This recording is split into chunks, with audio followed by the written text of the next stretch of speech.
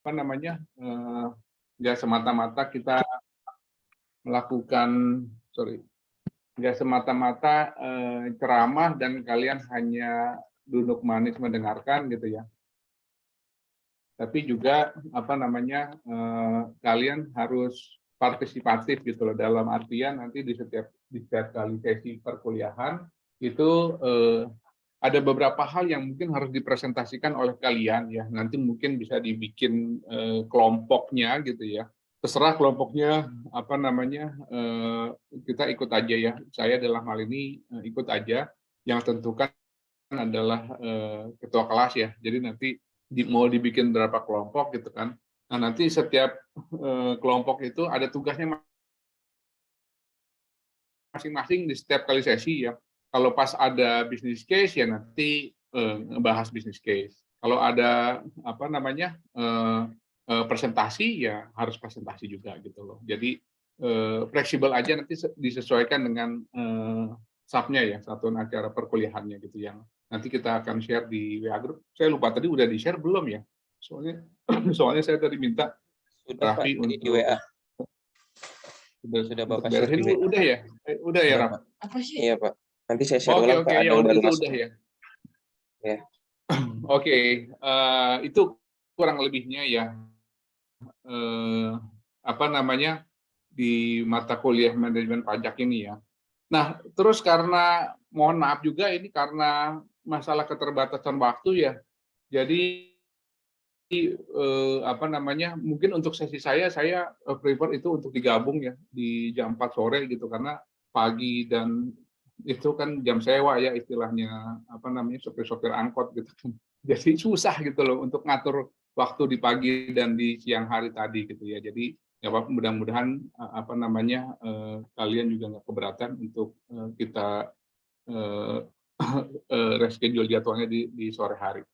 Nah, apa namanya, itu sekilas mengenai, rule of thumb perkuliahan.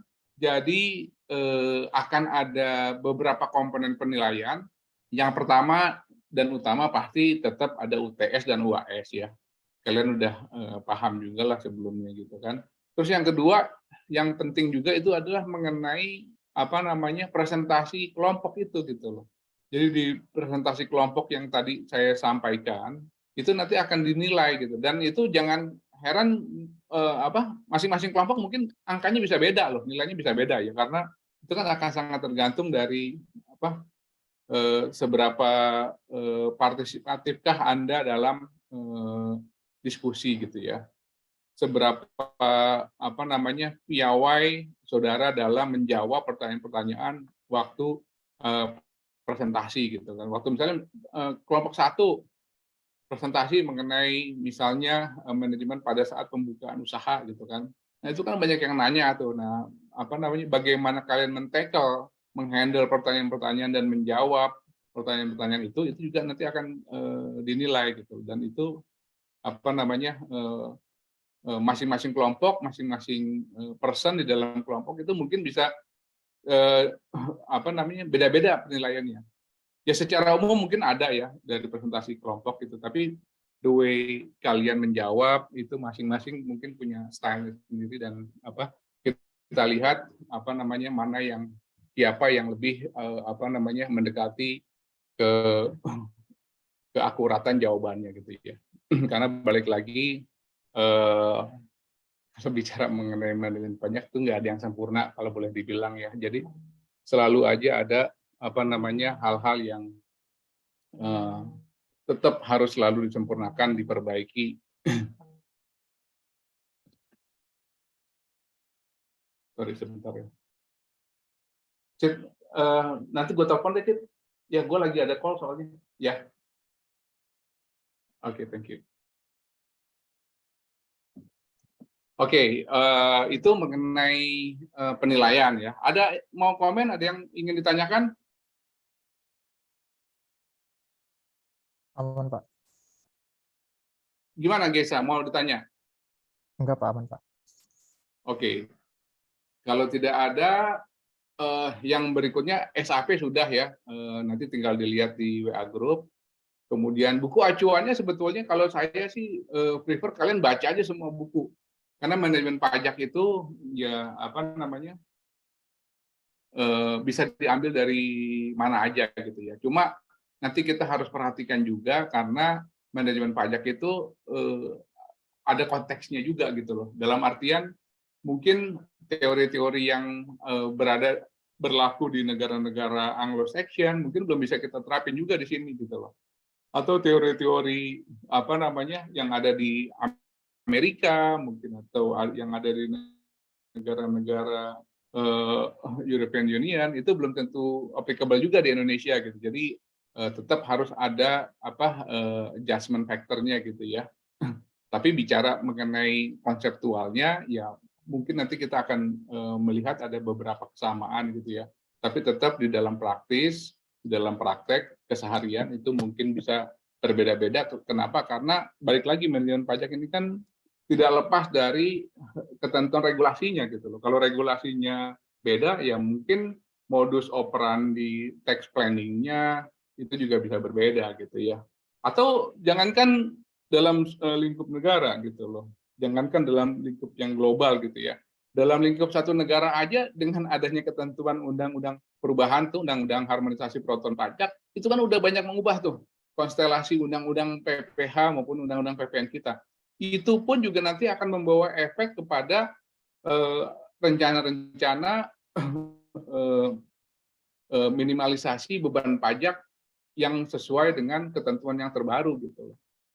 Dan ya sayangnya memang aturan main atau implementing regulation undang-undang HPP yang baru itu belum semuanya keluar sehingga ya terus terang ya di lapangan kita juga masih wait and see nih, masih belum berani juga gitu loh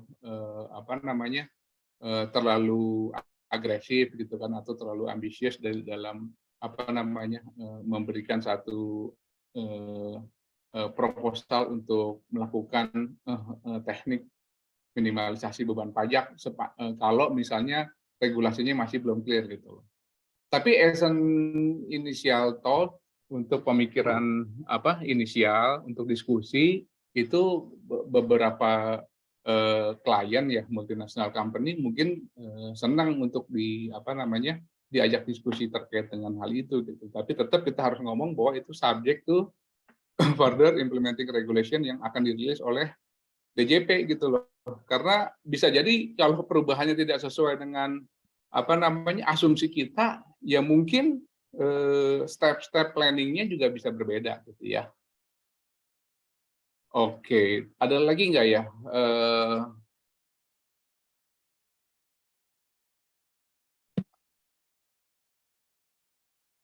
Oke, mengenai buku tadi saya udah kasih tahu ya, buku baca aja lah sebanyak mungkin lah ya. Tapi nanti kamu tetap harus melihat konteksnya. Terus, oh ya tadi udah dikasih tahu ya pengasuh ini saya dengan Ibu Ning ya. Kemungkinan besar perbandingannya itu saya 10 kali sesi dan Ibu Ning 6 kali sesi ya. Dengan UTS dengan saya dan UAS dengan Ibu Ning. Oke, ada lagi barangkali? Kalau tidak ada, saya akan sedikit memberikan kuliah perdana, kalau boleh dibilang kuliah perdana terkait dengan corporate tax management. Sebentar saya. Pak Iman, Raffi raise hand. Sorry, gimana? Raffi udah raise hand. Halo Pak Iman, maaf Pak. Ya, gimana Raffi? Ya, Vi, gimana Vi? Ya. Maaf Pak, terkait dengan pembagian kelompok itu mau mulai presentasinya itu di minggu depan atau gimana ya Pak? Iya, udah mulai minggu depan. Oh, minggu depan ya Pak, berarti kalau saya lihat dari SAP ada 13 kelompok yang presentasi. Oke. Jadi kamu mau bikin 13 kelompok ya? Karena memang in total kita ada 15 kali pertemuan doang ya? 16 kali Pak, tapi itu kan 2 UTS. Oh oke, yang satu ini nggak ada. UTS, ya sama hari ini. Oke.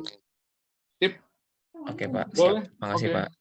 Jadi kalau 13 kelompok, rata-rata per kelompoknya berapa orang? 3, 4, 5? Nah, Itu saya lagi coba make share ke Diaf dulu Pak, jumlah Oke, mahasiswa di tiap kelasnya berapa. Oh iya Pak, ya udah, sama siap, ada siap. Ya, nanti kamu atur aja lah ya. ya Pak. Sama mau tanya Pak terkait Ya, ini kan kita digabung. Nah, ya.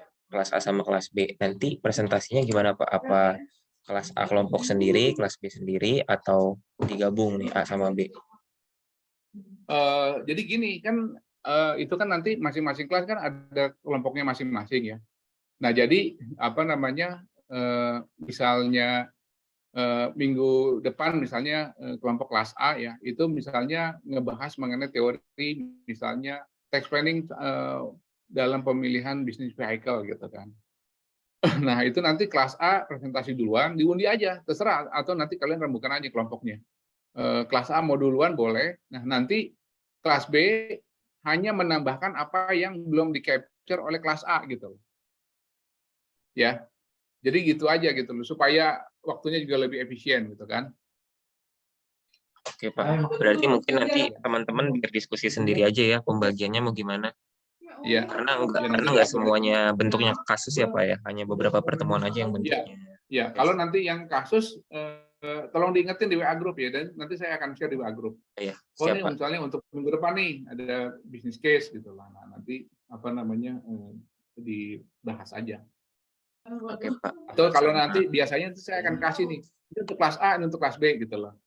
Jadi kalau bisnisnya bisnis case-nya itu kita ada dua. Bertiga nggak mungkin. Yang kelas A akan dibahas oleh kelas A, yang kelas B dibahas oleh kelas B. Atau mungkin Pak usul yang skema 2 mungkin lebih, menurut saya lebih baik gitu ya Pak, ada 2 kasus yang berbeda sekalian aja gitu. Karena melihat PBIT semester kemarin tuh rata-rata tiap kelompok itu udah cukup lengkap gitu, sekitar 90-85%, sehingga kelompok yang lainnya itu kayak hanya melengkapi 15%-nya kan agak kurang gitu. Apa lebih baik kasusnya beda sekalian gitu antara kelas A sama kelas B? Boleh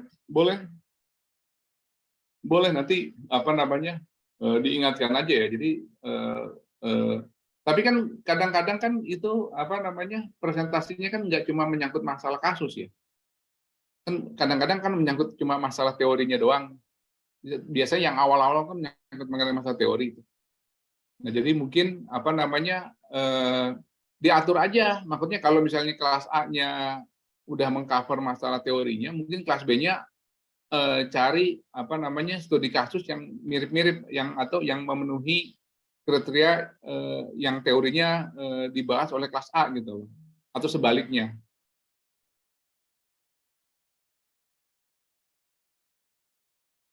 Begitu aja barangkali ya. Jadi apa namanya? Karena nggak semuanya itu akan membahas kasus, Gesa. Ada juga di pertemuan yang apa namanya itu hanya sifatnya lebih ke teori gitu ya. Jadi untuk yang teori barangkali tidak bisa dihindarkan ya untuk presentasi dalam konteks teori gitu kan. Tapi nanti barangkali kelompok yang lainnya itu bisa mencoba mencarikan studi kasusnya yang berhubungan dengan teori yang dimaksud gitu. Atau regulasi yang dimaksud gitu ya. Oke, baik Pak. Oke. Sama ini Pak Iman mau Ya. tanya terkait dengan ujiannya, apakah sudah bisa ditentukan ya Pak akan dilakukan dalam sistem pembelajaran apa? Oh, mungkin nanti saya akan diskusi dulu dengan Ibu Ning ya. Apa namanya mengenai ujiannya ya. Kalau misalnya ujiannya offline juga kan dimungkinkan juga gitu ya, daripada susah gitu kan. Ujian ya udah nanti ujiannya offline gitu kan. Kuliahnya online tapi ujiannya offline. Bisa juga kan seperti itu ya. Tapi ini cuma sekedar ini aja ya, apa namanya pemikiran awal aja dari saya ya. Tapi nanti kan tetap harus dirembukin oleh tim dosen ya. Jadi nanti saya coba double check dengan Ibu Ning ya. Apakah Ibu Ning bisa setuju kalau UTS dan UAS-nya itu akan dilaksanakan secara offline gitu. Iya, baik Pak. Mungkin sebenarnya kalau dari teman-teman semua karena di sini masih pada magang wajib, agak kesulitan juga sih Pak untuk offline. Oh iya. Oh oke. Oh kalian masih pada magang ya? Iya Pak, kontraknya kemungkinan kebanyakan pada akhirnya November, Desember gitu. Oh oke. Ya. Oke. Magangnya udah WFO gitu? Udah WFO. Magangnya kebanyakan WFO sih teman-teman di sini. Ya kayak Gesa juga lagi di kantor tuh Gesa. Ya nggak Ge? Oh, oke. Ya baik kalau begitu. Ya nanti saya coba diskusikan dengan Ibu Ning deh. Oh ya baik Pak. Gimana baiknya gitu ya, supaya nggak terganggu juga program magang kalian. Oke. Ada lagi barangkali? Kalau tidak ada, saya mau memulai presentasinya aja. Sekilas aja lah, nggak usah masih awal-awal, katanya nggak boleh terlalu berat gitu ya. Tapi ini juga di mana ini ya? Ini kayaknya ini. Oke, ya benar-benar.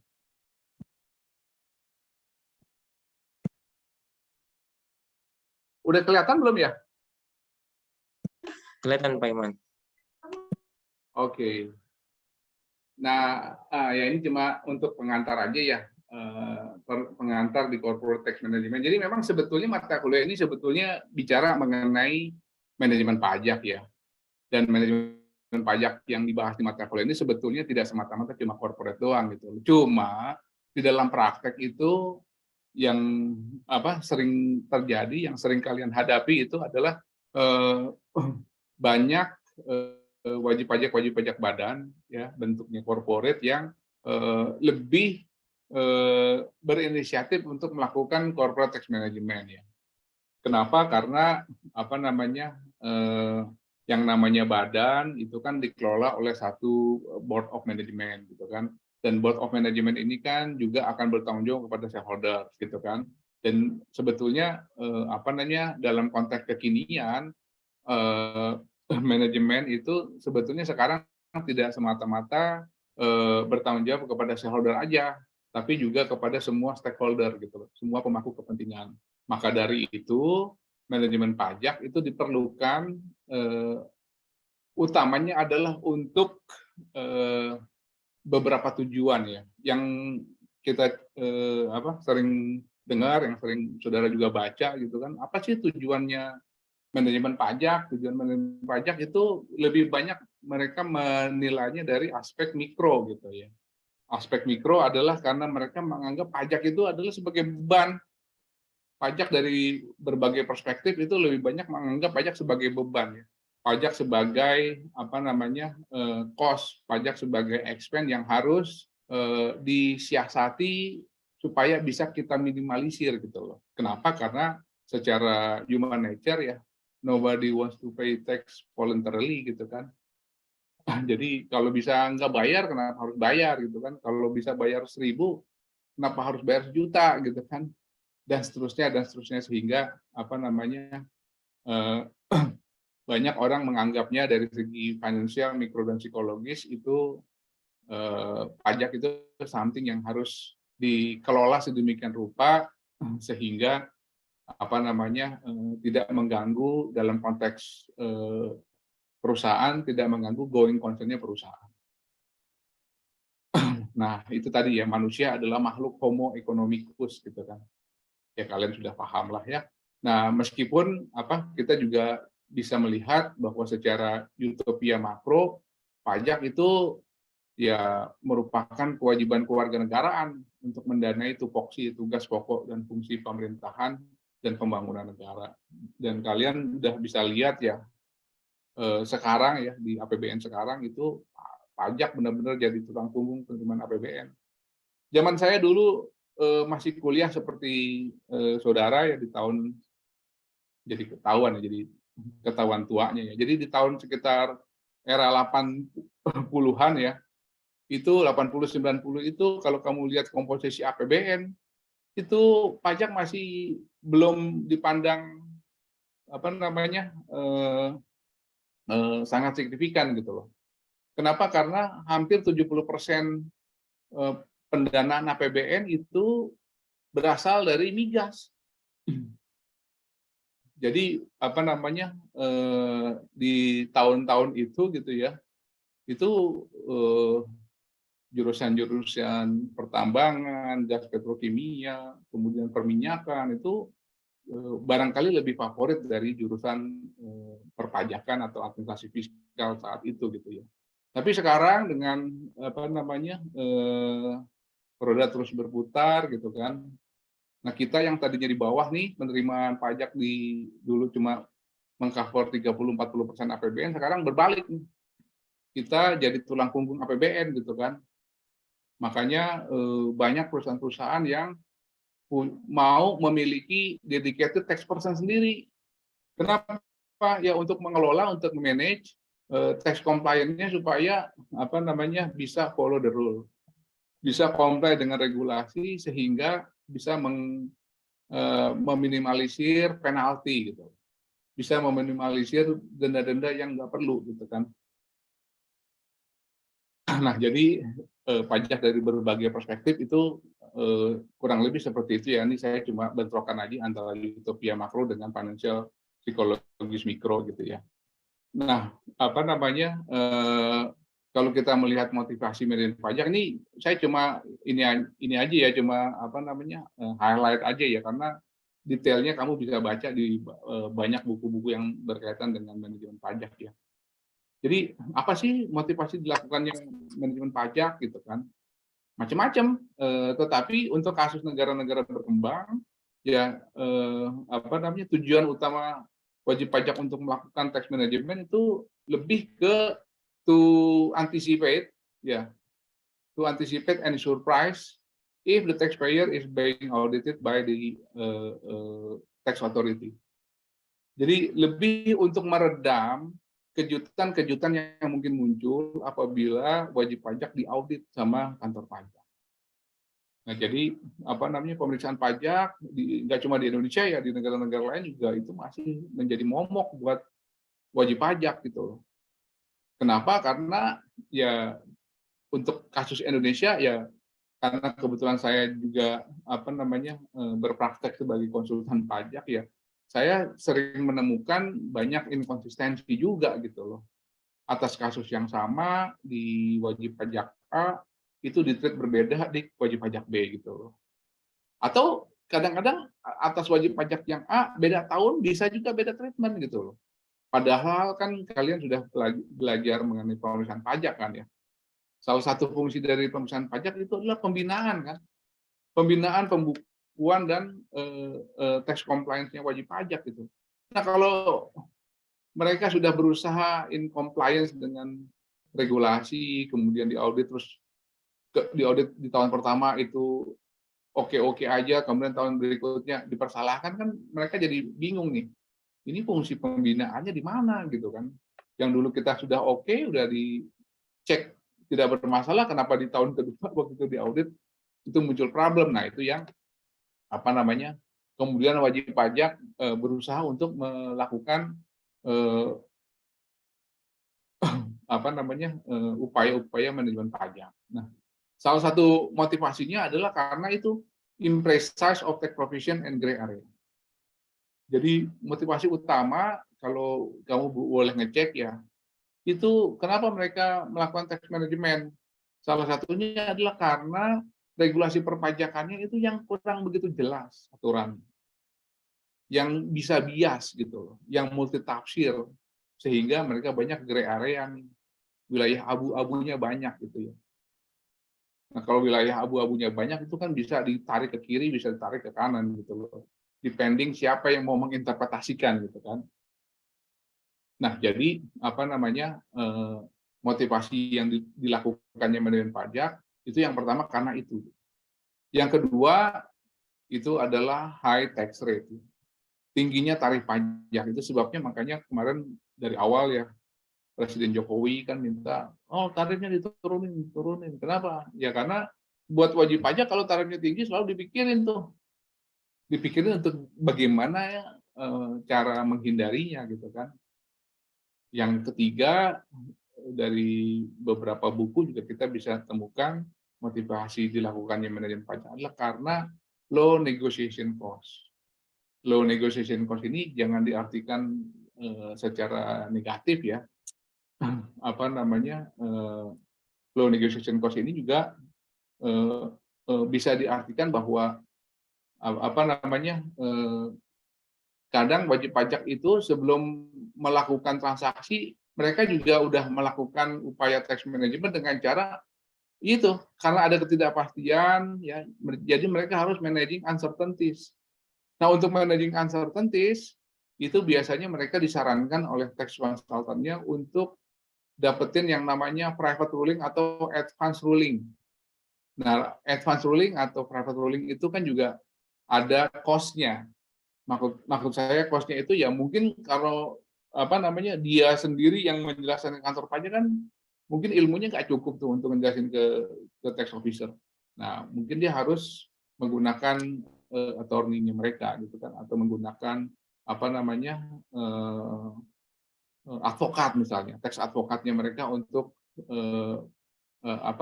mengajukan private ruling ini ke kantor pajak, dan nanti akan di-arrange sama si tax consultant-nya atau tax advokatnya itu gimana sih ininya ceritanya gitu loh. Gimana sih legend dari skema yang transaksi yang mereka akan lakukan gitu kan. Bagaimana juga menurut mereka treatment perpajakannya gitu loh. Dengan mendasarkan diri pada ketentuan-ketentuan yang berlaku saat itu gitu kan, dan mengajukan apakah analisis yang mereka lakukan itu memang sudah tepat dari kacamata interpretasinya fiskus. Yang berikutnya ada low risk of detection, ada insufficient tax penalties, the moral hazard, ada juga unfair and unequal tax situation. Ya, jadi kalau kamu pernah dengar nggak di pemeriksaan itu ada yang namanya pemeriksaan keterkaitan. Biasanya itu kalau satu industri, salah satu membernya itu melakukan praktik-praktik yang menurut kantor pajak kurang sehat, itu biasanya akan berimpact kepada anggota-anggota di komunitas tim yang bersangkutan. Maksud saya begini, contoh dulu waktu pas ada kasus rame-ramenya kasus Asian Agri, ya, itu kan bidang usahanya perkebunan, ya. Nah, saat itu marak tuh kantor pajak lakukan pemeriksaan kepada semua perusahaan-perusahaan perkebunan. Nah, mereka istilahnya ingin mengetahui atau ingin mencari tahu apakah modus operandi yang dilakukan oleh Asian Agri dalam kaitannya dengan transfer pricing itu juga dilakukan oleh perusahaan-perusahaan plantation yang lain gitu loh. Nah, kenapa? Ya itu karena mereka menganggap biasanya itu industri yang sama itu biasanya modusnya juga sama gitu lah. Kenapa? Karena industrial taxation issues. Ada isu-isu yang ada pada industri-industri yang spesifik gitu. Dan biasanya mereka itu satu sama lain biasanya ngomong gitu. Biasanya satu sama lain cerita, di company lu gimana tuh treat penyusutan, misalnya ya, penyusutan tanaman yang belum menghasilkan gitu kan. Kan ini agak beda dengan kalau pertanian, kalau perkebunan itu kan dia ada biological asset kan. Jadi kalau biological asset itu kan berbeda dengan aset yang dalam pengertian umum di kita ya, di perusahaan dagang atau perusahaan manufaktur kan, itu kan biasanya menyusut ya, tapi kan kalau biological asset itu kan kita tanam gitu kan, itu justru semakin hari semakin lama semakin tanamannya itu jadi menghasilkan gitu kan. Kayak misalnya sawit mungkin nanam pohon kecil gitu kan, tapi mungkin 3-5 tahun lagi itu udah jadi tanaman yang menghasilkan gitu, yang siap untuk dipanen gitu kan. Nah, itu kan juga penyusutannya akan sedikit beda tuh dengan yang non biological asset. Nah, tapi yang menarik itu ya, ini juga dari diskusi dengan beberapa teman yang ada di IKPI gitu ya, di Ikatan Konsultan Pajak Indonesia, kebanyakan itu wajib pajak menjawab ya, motivasi dilakukan oleh pajak itu karena sikap aparat atau fiskus yang kurang simpatik. Nah, jadi banyak sebetulnya wajib pajak Indonesia itu yang sebetulnya maunya comply gitu. Cuma karena perlakuan atau sikap aparat pajaknya yang kurang simpatik gitu kan, itu mengakibatkan mereka ya berpikir ulang untuk apa namanya tidak melakukan manajemen pajak gitu. Nah, yang berikutnya itu adalah faktor pendorong, tanggung jawab kepada pemangku kepentingan. Jadi apa namanya, di situ ada yang tadi saya sebut ya, bahwa 8 penjuru angin itu harusnya apa namanya happy kalau si corporate ini melakukan tax management, karena yang pertama tujuan yang utamanya itu adalah untuk meningkatkan value of the company. Tujuannya itu adalah to increase company's value. Gimana untuk increase company's value? Ya dengan cara itu tadi meminimalisir beban pajak sehingga net profit after tax-nya itu meningkat gitu kan. Nah, kalau net profit after tax-nya meningkat itu corporate value-nya naik. Kalau corporate value naik berarti akan ada optimal profit buat manajemen. Akan ada apa namanya impact-nya kepada customer. Kenapa? Karena apa namanya dengan profit yang makin baik gitu kan, tentunya perusahaan akan bisa memberikan remunerasi yang better gitu kepada employee. Nah, kalau employee-nya kebutuhannya sudah terpenuhi, tentu waktu dia melayani atau memberikan service kepada customer-nya juga dengan hati yang senang gitu kan. Jadi senyum terus gitu kan. Coba kamu bayangin datang ke satu gerai gitu, satu toko gitu kan, tanya ini, tanya itu, kok pelayannya cemberut melulu gitu loh. Kamu kira-kira jadi beli nggak tuh? Ya kecuali kalau barangnya memang kamu butuh banget gitu dan dia mungkin monopoli, nggak ada lagi yang jual, mungkin ya terpaksa lah gitu. Tapi kalau enggak kan juga apa namanya, aduh banyak yang bilang amit-amit lah ke toko itu gitu loh. Apa penjaganya nggak ramah gitu kan. Orang ya kenapa penjaganya nggak ramah? Yang mungkin misalnya gimana mau ramah orang dia belum gajian, padahal udah tanggal harusnya udah gajian gitu kan. Kenapa? Ya itu mungkin karena si perusahaannya nggak bisa apa namanya dapetin profit after tax yang bagus gitu loh, sehingga semuanya jadi kacau gitu kan. Nah kemudian better business reputational untuk kreditur gitu kan. Kreditur kan ngelihat juga kan, mereka akan menggelontorkan pinjaman kepada perusahaan-perusahaan yang bona fide gitu kan, yang apa namanya revenue days-nya bisa ditekan, bisa lebih rendah gitu kan. Jadi kalau kamu mau jadi kreditur kan juga mikir-mikir ya, kalau perusahaannya masih apa ya nggak jelas gitu kan financial performance-nya kan, kita agak was-was ya, ini uang pinjaman kita balik apa enggak kan gitu. Nah juga kepada supplier ya, supplier tentunya senang kalau apa namanya ada periode pengembalian atau pembayaran tagihan yang lebih pendek gitu kan. Kemudian kepada pemegang saham juga dia senang kalau apa namanya saham yang dia miliki itu mendapatkan return dalam bentuk dividen yang bagus, atau just in case dia perlu jual sahamnya gitu kan, dia jual itu dengan harga yang terbaik sehingga capital gain-nya juga bagus gitu kan. Nah terus yang terakhir juga buat negara, buat pemerintah juga ya tentunya ya full obedience lah. Jadi punya tingkat kepatuhan khususnya perpajakan yang cukup tinggi gitu kan. Kenapa? Karena dia bisa memanage gitu, bisa memanage tax sehingga apa namanya itu tadi ya kepentingan pemangku stakeholder-nya itu bisa dipenuhi. Nah ini mungkin kalian sudah paham lah ya, ada apa namanya perbedaan antara tax avoidance versus tax evasion. Ya cuma ingin mengingatkan lagi ya bahwa yang namanya tax avoidance itu harus legal, lawful, hanya mencari lawful, legitimate dan biasanya acceptable in the eyes of the tax office. Kemudian kalau tax evasion ya kebalikannya gitu ya. Jadi illegal, unlawful, illegitimate, unacceptable, cenderung ada fraud-nya gitu kan, ada unsur fraud-nya nih. Dan kalaupun masuk ke dalam kategori tax avoidance bisa dianggap sebagai abusive atau aggressive tax avoidance. Nah, itu sebabnya makanya untuk bisa melakukan tax avoidance dan menghindari tax evasion, itu diperlukan appropriate knowledge di accounting, di business law, di financing, ya tentunya updating tax regulation, dan juga harus mempunyai good social networking and communication skill.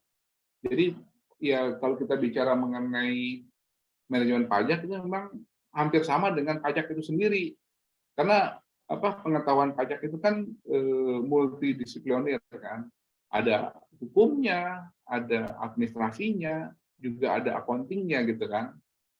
Nah, kalau kita ingin melakukan manajemen pajak, ya paling tidak kita harus punya pemahaman yang memadai terkait dengan 3 hal itu gitu. Dan di samping itu kan juga karena pajak itu kan juga menyangkut misalnya wajib pajaknya diaudit sama kantor pajak gitu kan. Nah, ini kan juga perlu teknik-teknik tertentu juga untuk mengkomunikasikan pesan yang akan kita sampaikan kepada pemeriksa pajak, sehingga pesannya sampai tapi nggak menimbulkan pertanyaan lebih lanjut gitu. Nah, itu makanya kita sebutnya sebagai harus punya good social networking.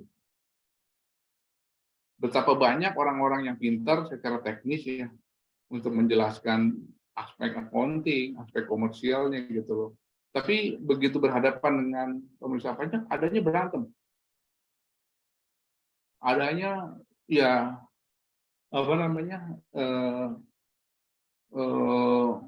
adu mulut lah, debat gitu. Ya kan? Ini juga harus bisa dihindari nih. Jadi waktu kamu misalnya diminta untuk follow up pemeriksaan pajak gitu kan. Nah, mungkin harus melihat sikon juga gitu loh.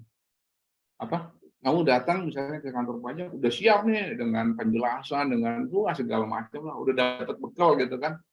Tapi waktu datang ke kantor pajak kamu jangan langsung, Pak, saya mau ngejelasin nih Pak, yang kasus yang kemarin Bapak tanyain gini. Kamu harus ada basa-basinya lah ya, paling enggak tanya dulu, Pak, gimana Pak, sehat hari ini? Apa bisa kita diskusi atau gimana menurut Bapak nih? Karena di beberapa kasus saya ada pengalaman di mana wajib pajak itu kadang-kadang kan mungkin ya karena menyangkut mengenai masalah waktu yang berharga gitu ya. Itu kadang-kadang datang ke kantor pajak itu udah siap dengan teknis penjelasan, tapi mereka nggak ngelihat kesiapan dari si pemeriksanya sendiri untuk terima penjelasan gitu. Itu kan penting juga. Jadi saya ya ini cerita aja ya. Pernah saya datang dulu waktu saya masih manajer itu, saya pernah datang ke kantor pajak gitu kan, sama senior gitu kan, senior saya dampingin gitu kan. Ketemu sama pemeriksa pajak, cuma kok saya lihat nih dari mukanya nih kayaknya Bapak ini keruh banget nih mukanya nih, pasti ada something yang bikin dia nggak happy gitu kan, atau yang bikin dia ini.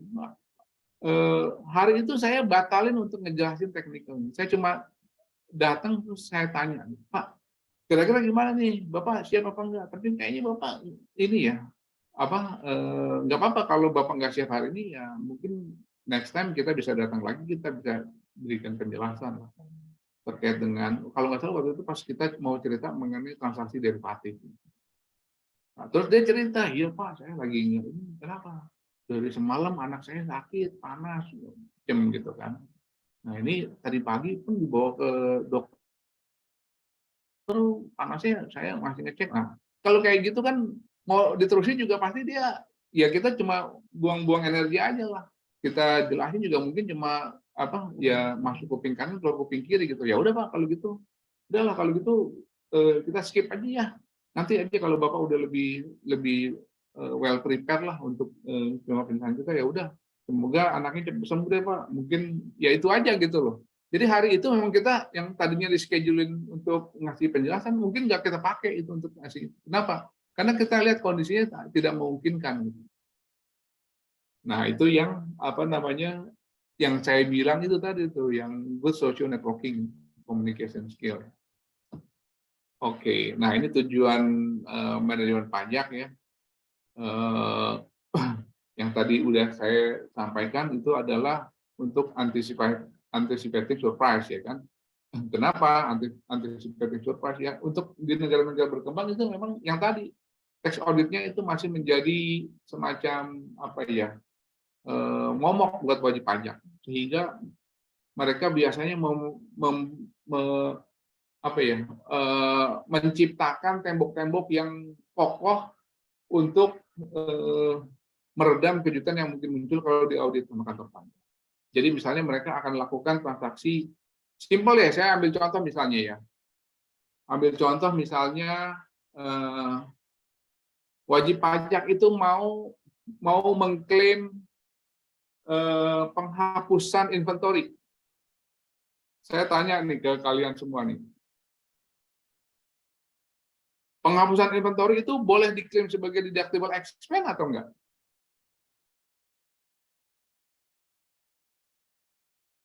Halo? Penghapusan karena rusak gitu atau karena kenapa, Pak? Ya, Gesa. Apa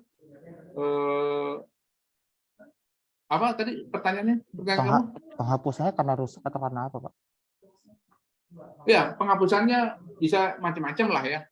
Tapi kan biasanya setiap akhir tahun itu wajib pajaknya mengecek nih. Ambil contoh misalnya penghapusannya itu dilakukan karena misalnya sebagian inventorinya itu terkena banjir misalnya.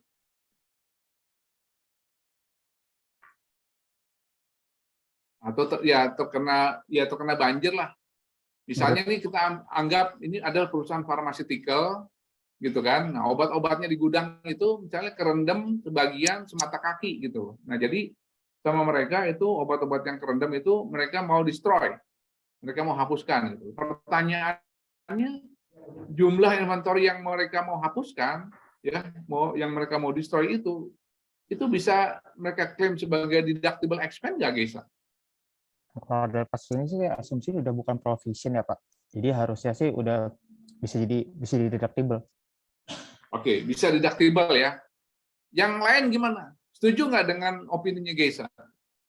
Setuju Pak, kalau dari saya Pak. Karena memang kan yang tidak diperbolehkan untuk menjadi deductible itu ketika itu masih dalam pecadangan ya Pak. Kalau udah itu terrealisasi itu diperbolehkan Pak. Oke, Hafiz juga setuju. Oke. Cuma pertanyaannya,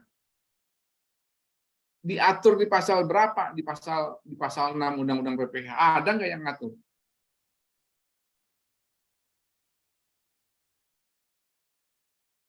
Coba lihat di pasal 6 Undang-Undang PPH. Apakah secara eksplisit disebut bahwa penghapusan inventory perusahaan boleh diklaim sebagai deductible expense? Ada yang udah double check?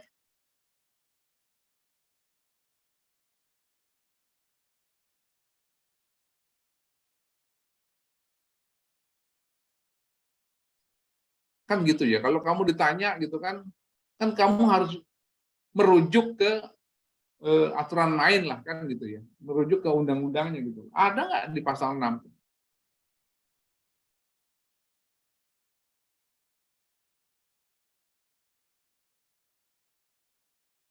Maksudnya untuk memastikan bahwa statement kita itu inline dengan bunyi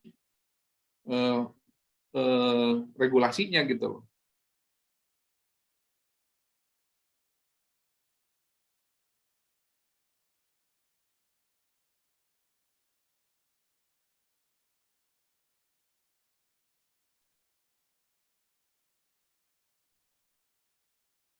Oke, ada nggak di pasal 6? Gesa, Hafiz, Raffi.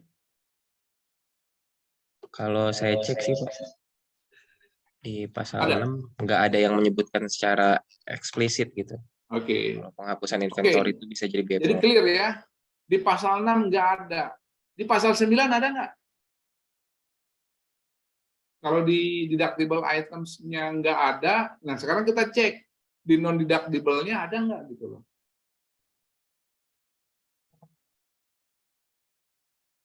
Karena kan ini likely kalau kita di audit tadi ya, untuk anticipating surprise itu kan likely kan kantor pajak akan merefer ke dua pasal itu dulu kan, iya nggak?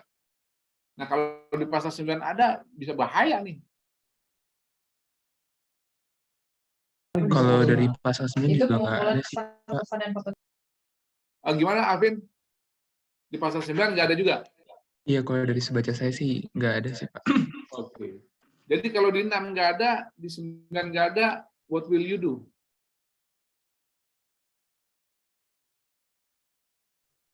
Mungkin ini sih Pak, interpretasi di pasal 1 yang pasal 6 ayat 1 yang apa? Kan dibilang besarnya penghasilan kena pajak bagi wajib pajak dalam negeri dan bentuk usaha tetap ditentukan berdasarkan penghasilan bruto, dikurangi biaya untuk mendapatkan, menagih dan membayar penghasilan. Nah, itu tinggal pinter-pinternya kita meyakinkan kenapa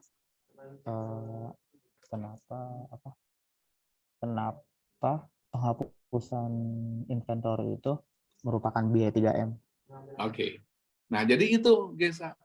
Jadi apa namanya tujuan operational tax management salah satunya itu adalah anticipating surprise. Jadi kita tahu nih ada kevakuman hukum. Secara eksplisit di 6 nggak ada, di 9 juga nggak ada. Nah, kesimpulannya apa? It is taxpayer to decide. Lo mau klaim sebagai deductible atau non deductible? Nah, biasanya kan kalau ditanya ke wajib pajak kan semuanya pasti akan menjawab secara aklamasi akan jawab, wah, gue pasti mau nganggap ini sebagai deductible gitu kan. Nah, sekarang baru kita masuk ke in action nih tax manajemennya. Gimana caranya supaya itu bisa diterima sebagai deductible expense? Nah, ini yang apa namanya kita masuk ke detail gitu. Dan jangan lupa itu orang-orang bilang itu ya detailnya ada setannya ada di detailnya gitu. Ya kalau kita ngomong helikopter view gampang gitu kan, tapi apa namanya bagaimana mendetailkan supporting dokumen seperti apa yang harus di-create, kamu adalah seorang tax manager gitu kan dari satu perusahaan. Financial director kamu, direktur keuangan kamu bilang, ya udah guys ya, tolong dipikirin deh gimana caranya supaya write off inventory kita yang senilai 10 miliar tadi bisa diklaim sebagai deductible expense. Apa yang harus kamu persiapkan, Gisa? Apa rencana kamu?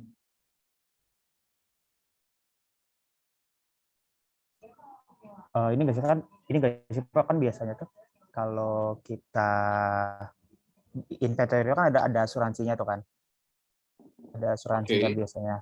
Nah, itu kan biasanya kalau ketika kita ada kenapa-napa dan mau klaim, itu biasanya ada assessment tuh dari asuransinya gitu kan.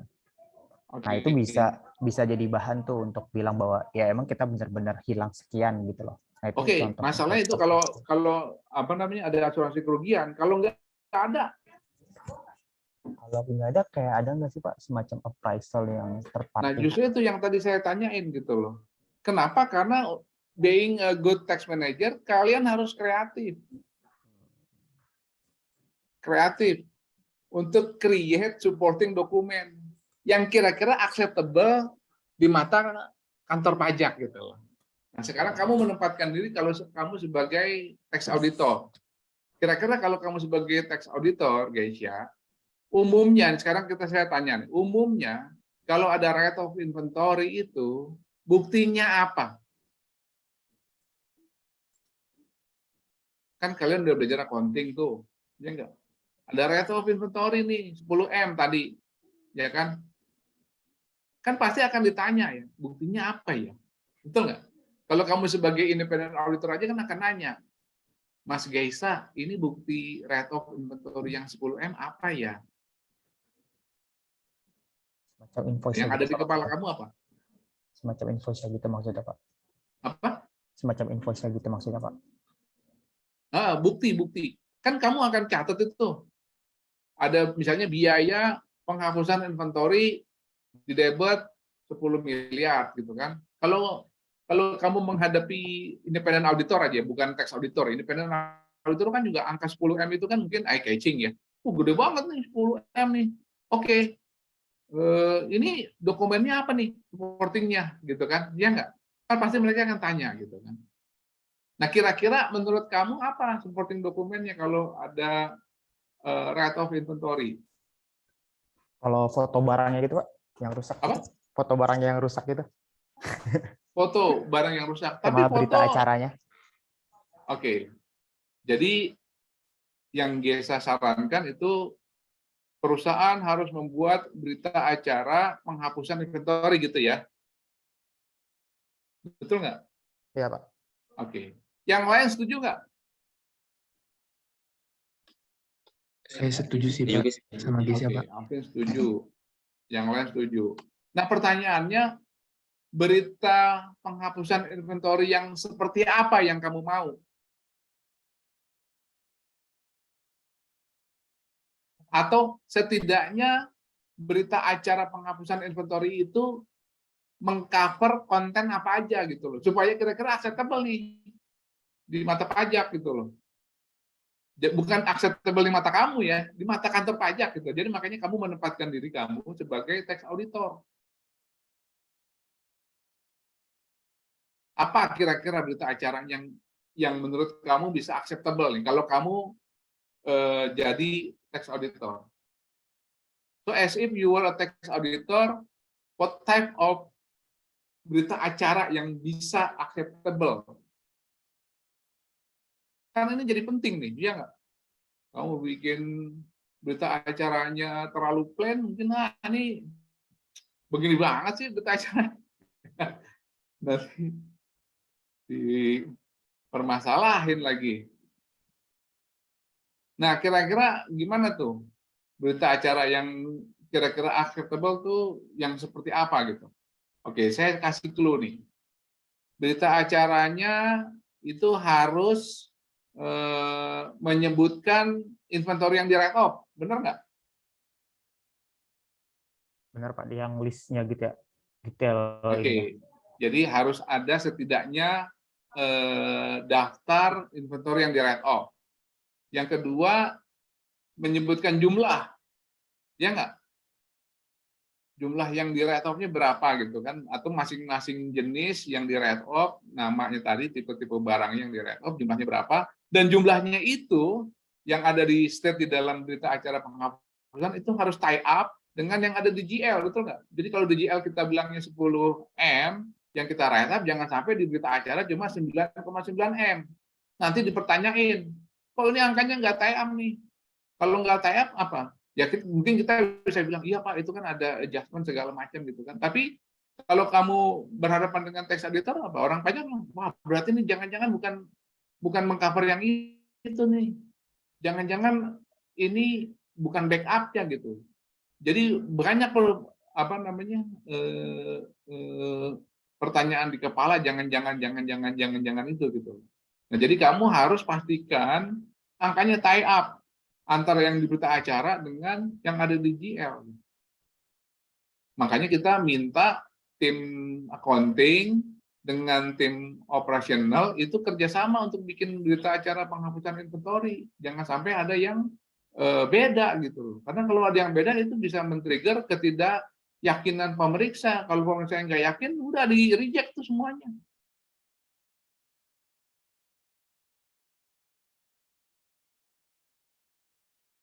Oke, yang berikutnya, cukup nggak berita acara itu ditandatangani oleh direktur keuangan? Harus sama kayak direktur procurement-nya juga nggak sih, Pak? Harus sama apa? Direktur procurement-nya. Direktur procurement-nya. Karena biasanya itu kan ada pemisahan kuasa gitu kan, yang megang inventory nggak megang keuangannya juga gitu kan, megang pencatatannya juga. Oke.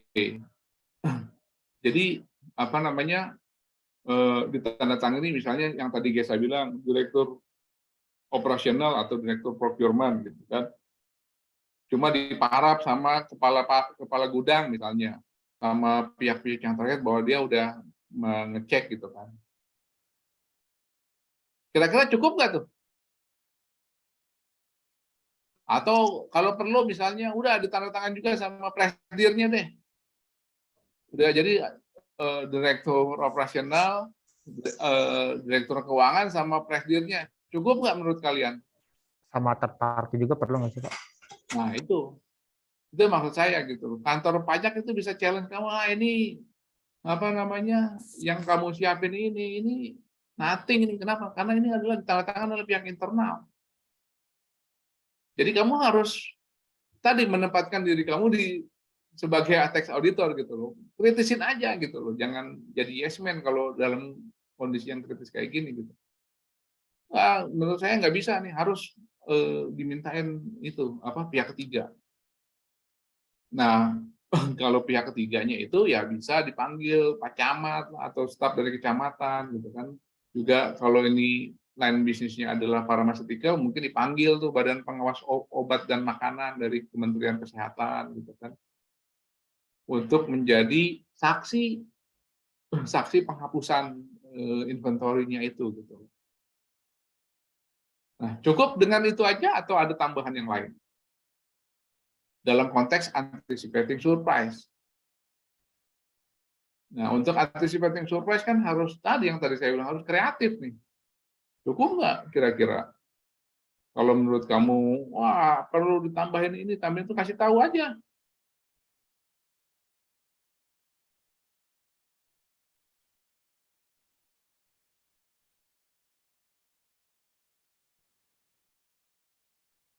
Apalagi kira-kira? Tadi udah pihak ketiga. Yang tadi di awal saya cerita, kalau bisa didokumentasikan dalam bentuk tadi ada fotonya gitu kan. Fotonya juga jangan sampai salah tulis itu tanggalnya itu kan. Nanti tanggalnya nggak sama lagi kan. Kadang-kadang kita lupa nih update foto yang ada di kamera gitu kan. Begitu dicetak tanggalnya masih tanggal yang lama gitu. Bukan tanggal saat dilakukannya pemusnahan barang, itu juga harus hati-hati. Nah, untuk menciptakan tembok yang kokoh, selain dipoto, ya beberapa perusahaan itu kemudian menjadikan musibah tadi sebagai sarana untuk marketing dengan cerita bahwa ini gua nih, perusahaan gua nih, ini mengedepankan mutu, mengedepankan kualitas. Makanya kita yang barang-barang yang mudah kena rendeman banjir itu udah langsung kita write off, kita langsung musnahkan gitu kan. Nah, itu makanya kalau kamu sering baca Kompas Minggu itu masih banyak itu perusahaan-perusahaan yang melakukan marketing lewat itu. Jadi ada iklan advertorial ya, pemusnahan barang lah, dipoto di situ, misalnya direksinya perusahaan sama camat sama perwakilan dari BPOM, dipoto barang-barang atau inventory yang dimusnahkan gitu kan. Nah, dikasihlah tadi marketing gimmicknya gitu kan. Ditayang di Kompas misalnya 1/4 halaman gitu kan, atau 1/8 halaman gitu kan. Memang ada cost lagi gitu, tapi kan kita bicara dalam konteks mendefend yang 10 M ini gitu loh. Karena 10 M ini kan tax efeknya kan 2,2 M ya nggak. Jadi kita harus bisa memastikan nih yang 10 M harus deductible gitu. Caranya gimana? Ya diperkuat supporting dokumennya. Kenapa? Karena silent regulasinya. Tadi kan di 69 Undang-Undang PPH kan nggak ngomong kan, nggak bunyi gitu kan, ya nggak, ini boleh apa enggak gitu kan. Ya makanya kita harus bisa menjustify supaya apa yang kita ingin bebankan itu memang benar-benar bisa diterima, bisa acceptable di mata pemirsa pajak. Oke, itu tadi ya objektifnya dalam konteks anticipating surprise ya. Sebetulnya masih banyak lagi contoh-contoh ya, terutama kalau misalnya itu berhubungan dengan corporate action. Kadang-kadang perusahaan mau lakukan merger gitu kan, mau lakukan akuisisi ya kan.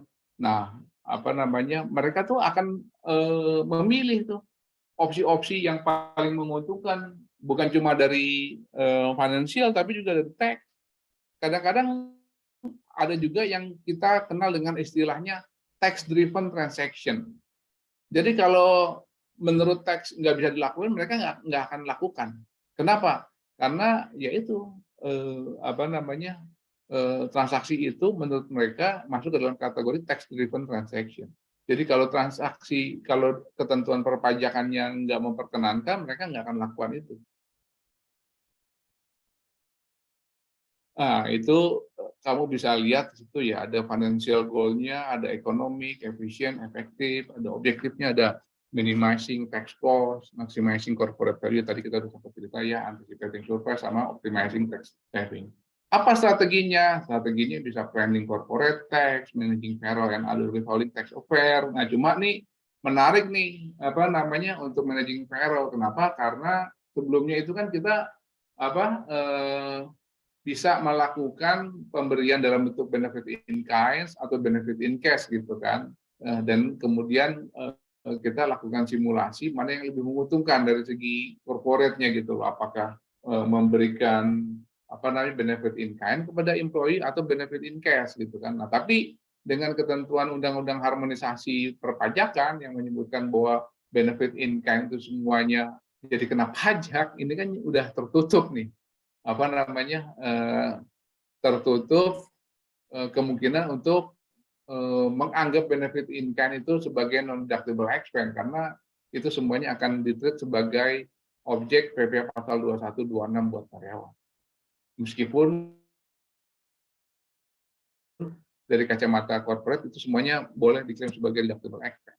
Kemudian ada full compliance of VAT, ada handling effectively tax payment, ada managing tax audit and other tax controversy. Itu nanti saudara di pertemuan berikutnya yang mengejawantahkan, mendetailkan strategi-strategi ini gitu loh. Sebagaimana tertuang di dalam SAP, ada exploring possible tax incentive dan facility. Oke, sampai di sini ada komen, ada pertanyaan nggak? Banyak soalnya. Nanti saya share aja lah ininya ya.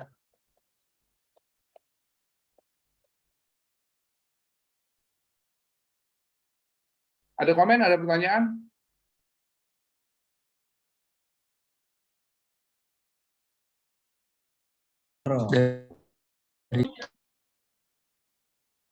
Ya, Vin, gimana Vin? Mau tanya apa, Vin? Enggak, Pak. Dari saya mungkin belum, karena kayak tadi udah jelas juga, Pak, ini penjabarannya. Oke. Yang lain? Udah langsung tanya jawab.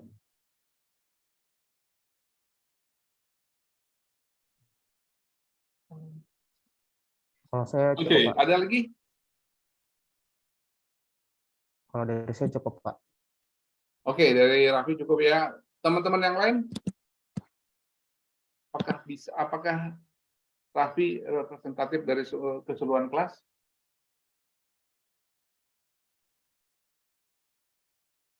Oke, kalau tidak ada, mungkin sesi pertama ini saya cukupkan aja ya.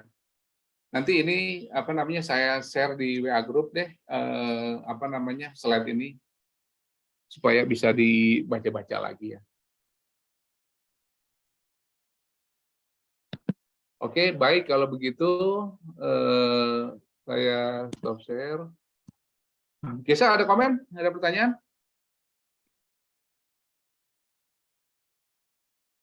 Kalau dari saya cukup, Pak. Oke, kalau begitu mulai minggu depan ini ya sudah bisa kelompoknya untuk langsung gaspol gitu ya. Jadi tolong diingetin ya ketua kelasnya ya, kalau misalnya sampai dengan hari biasanya hari Kamis ya. Kalau hari Kamis nggak dikasih business case, tolong diingetin aja biar nanti saya share business case-nya di WA group gitu kan. Atau kalau misalnya ternyata